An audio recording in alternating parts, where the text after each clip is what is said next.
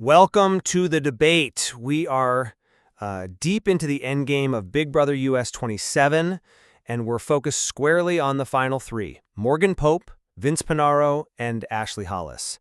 The tension this week is just enormous because, well, the entire season really hinges on one final strategic decision. The central question before us is critical. If Morgan wins that final head of household, what is the single strategically superior choice? Is it taking Vince, her dominant, four-time HOH ally, or is it cutting him to take Ashley? Yeah, and that final choice, it really defined the player's legacy. It's arguably the most important move of the entire season. Absolutely, and my position is, I think, pretty clear. Morgan must take Ashley. It is the unassailable strategic choice, the one that guarantees victory. You leverage Ashley's significantly weaker competition resume for what should be a comfortable win. I mean, why take a risk when you can secure the cash?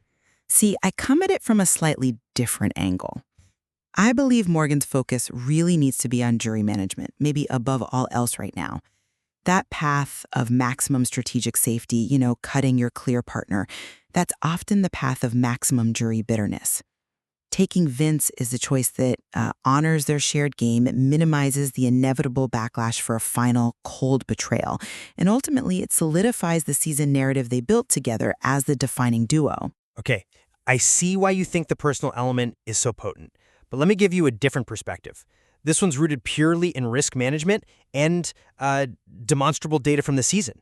Morgan has to prioritize the safest, most lucrative path to the $500,000. Ashley, she has only one competition win. She has played what is pretty universally recognized as a scrappy survival game rather than a dominant one.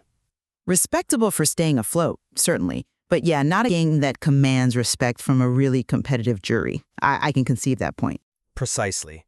The general assessment seems to be that the jurors just don't respect Ashley's gameplay, especially not in comparison to Morgan's dominant 7-win competition streak.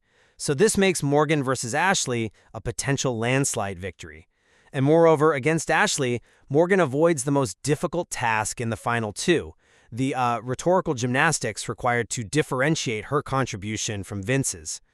Against Ashley, Morgan can pretty much claim all the strategic moves made by their duo without facing Vince's counterargument about his 4 HOH wins and, running the pre-jury game.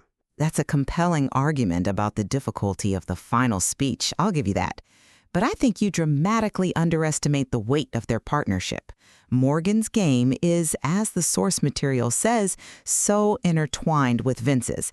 They didn't just align, they were the power couple.